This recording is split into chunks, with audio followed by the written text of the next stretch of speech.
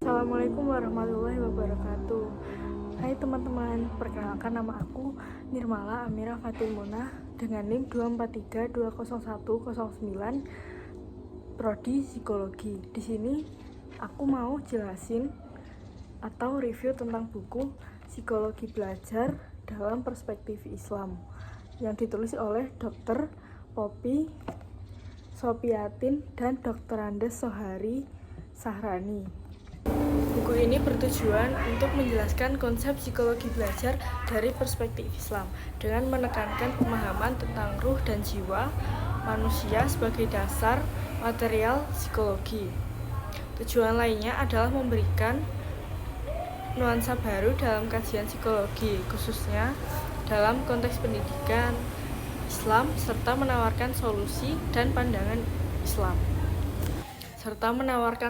dan pandangan Islam terhadap permasalahan belajar dan pembelajaran yang dihadapi individu maupun masyarakat modern.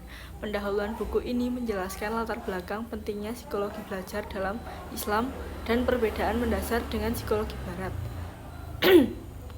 Konsep dasar psikologi belajar dalam Islam mengupas definisi, hakikat, dan tujuan belajar menurut Islam, serta pembahasan mengenai ruh dan jiwa manusia berdasarkan Al-Quran dan Hadis. Teori dan prinsip belajar menguraikan teori-teori belajar, prinsip belajar dasar, serta bagaimana Islam memandang proses perubahan perilaku sebagai hasil interaksi dengan lingkungan. Strategi dan metode pembelajaran membahas perbedaan antara strategi dan metode belajar serta memberikan contoh penerapan strategi dan metode pembelajaran Islami. Motivasi dan gaya belajar mengulas faktor-faktor yang mempengaruhi motivasi dan hasil belajar, termasuk gaya belajar, peserta didik, serta indikator dan bentuk-bentuk motivasi. Hasil belajar dan evaluasi menjelaskan pengertian, macam-macam, dan faktor-faktor yang mempengaruhi hasil belajar, serta pentingnya evaluasi dalam proses pembelajaran. Aplikasi dan relevansi dalam kehidupan mengaitkan konsep-konsep tersebut dengan dinamika kehidupan manusia serta tantangan kontemporer yang dihadapi dalam dunia pendidikan. Nah, isu utama yang dibahas dalam buku ini yang pertama, konsep ruh dan jiwa dalam psikologi Islam. Buku ini menempatkan ruh dan jiwa sebagai fondasi utama dalam memahami psikologi belajar, berbeda dengan pendekatan materialistik yang umum dalam psikologi Barat. Yang kedua, hakikat dan tujuan belajar dalam Islam. Belajar tidak hanya dipahami sebagai proses transfer ilmu, tetapi juga sebagai proses membangun makna, perubahan perilaku, dan pemenuhan kebutuhan jasmani serta rohani secara seimbang. Tujuan akhirnya adalah membentuk manusia paripurna yang mampu menjalankan fungsi sebagai khalifah di bumi. Selanjutnya yaitu motivasi dan gaya belajar. Buku ini menyoroti pentingnya motivasi baik intrinsik maupun ekstrinsik. Dalam keberhasilan belajar, setiap individu memiliki gaya belajar yang unik dan perbedaan ini harus dihargai serta dijadikan dasar dalam membimbing peserta didik. Selanjutnya yaitu kritik terhadap psikologi Barat. Penulis mengkritisi kekurangan psikologi Barat yang cenderung mengabaikan aspek spiritual dan hanya menekankan aspek rasional serta material. Strategi dan metode pembelajaran Islami. Buku ini membedakan antara strategi dan metode dalam pembelajaran serta menekankan perlunya integrasi nilai-nilai Islam dalam setiap proses belajar mengajar. Penulis menegaskan pentingnya integrasi nilai-nilai Islam dalam seluruh aspek pembelajaran. Setiap proses belajar harus berlandaskan wahyu, Al-Quran, dan teladan Nabi Muhammad SAW. Sehingga pembelajaran tidak hanya menghasilkan manusia cerdas secara intelektual, tetapi juga bermoral dan berakhlak mulia.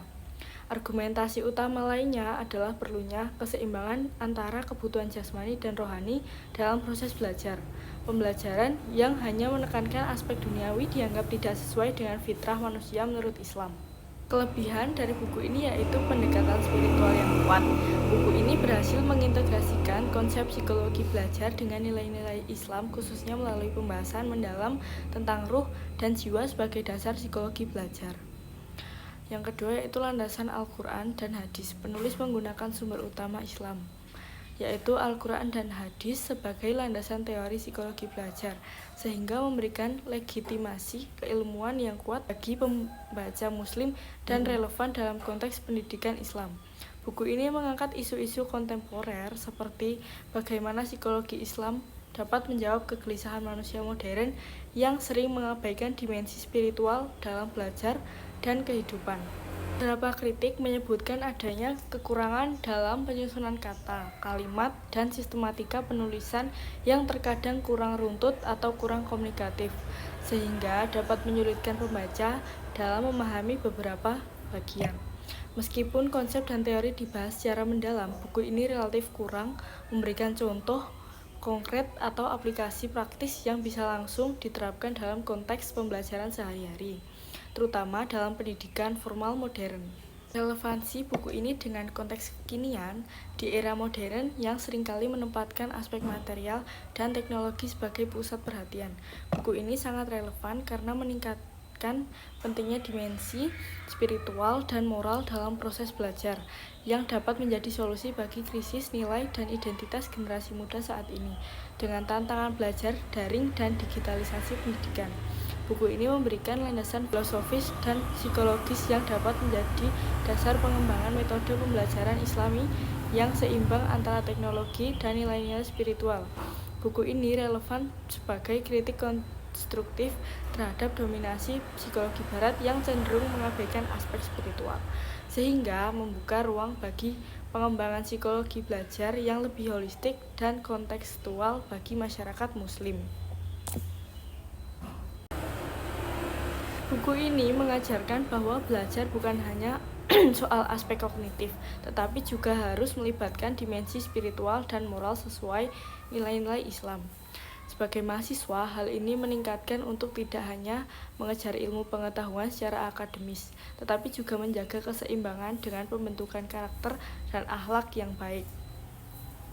Motivasi yang berakar pada nilai-nilai agama dan kesadaran akan tanggung jawab sebagai khalifah di bumi menjadi pendorong utama keberhasilan belajar.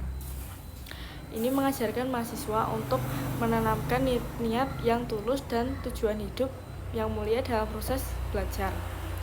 Buku ini memberikan wawasan tentang berbagai metode belajar Islami seperti imitasi, trial and error, conditioning, dan berpikir kritis. Mahasiswa dapat belajar untuk memilih metode yang paling sesuai dengan gaya dan kondisi dirinya, sehingga proses belajar menjadi lebih efektif.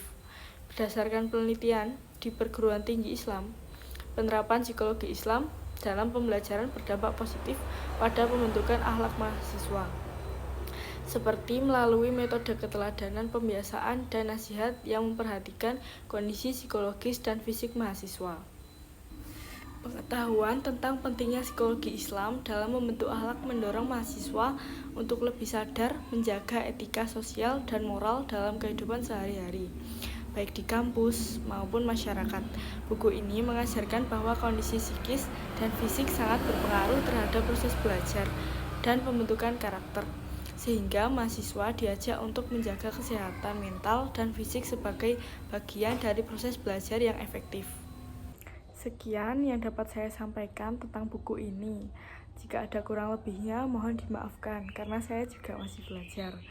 Nah, jangan lupa baca buku ini ya di Perpus UII atau Perpus Dr. Andes Muhammad Hatta. Sekian, terima kasih. Wassalamualaikum warahmatullahi wabarakatuh.